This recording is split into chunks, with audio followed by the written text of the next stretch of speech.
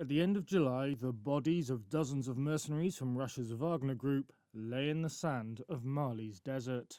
They were killed in a battle with Tuareg rebels during a sandstorm near the town of Tinzaouaten on the Algerian border. It was a heavy defeat, which analysis has now revealed involved seasoned Russian war veterans.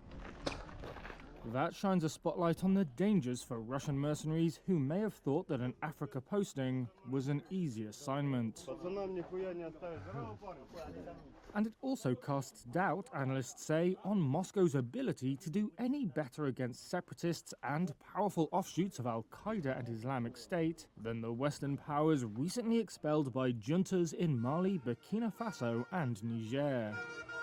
Jędrzej Jereb, an analyst at the Polish Institute of International Affairs, described the defeat as the biggest Wagner has ever suffered in Africa. They were still under impression that they are, that it's an easy fight.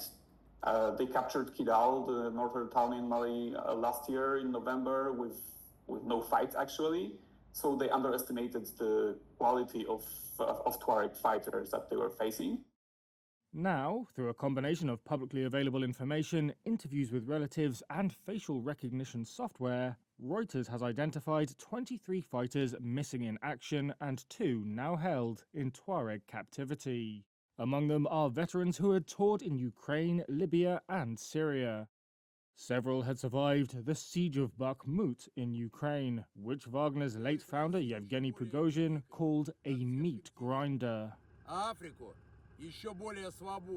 After Prigozhin died in August last year, Wagner employees were invited to join a new group.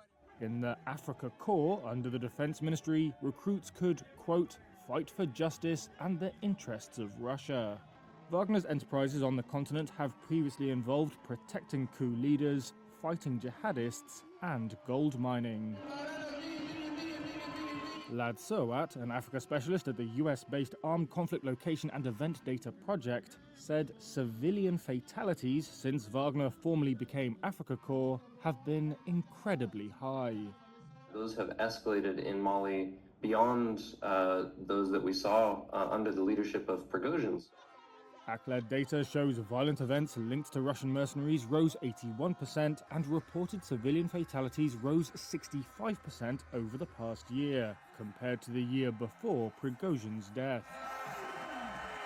Jereb says Africa Corps has also conducted a massive recruitment drive. And that created this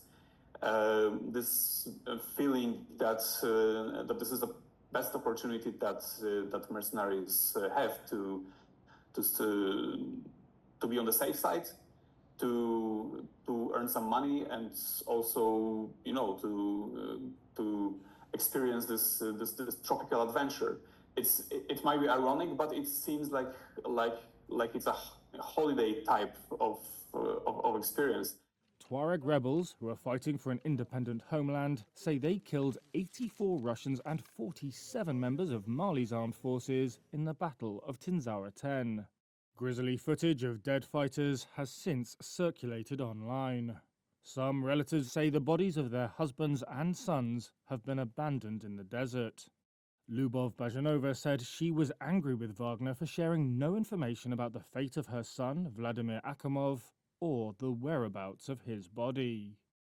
Margarita Goncharova said her son, Vadim Evzyukov, had served in Ukraine, but had struggled with survivor's guilt and secretly traveled to Africa in April to join his former commander.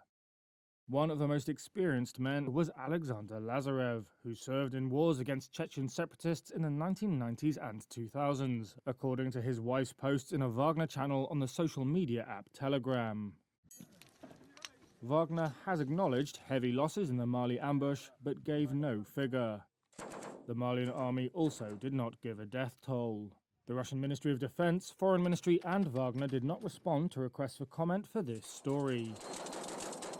A spokesman for the Tuareg rebels said their aim is not to harm anyone and that they don't have a problem with Russia, but that it is Russia that has invited itself into problems that don't concern it.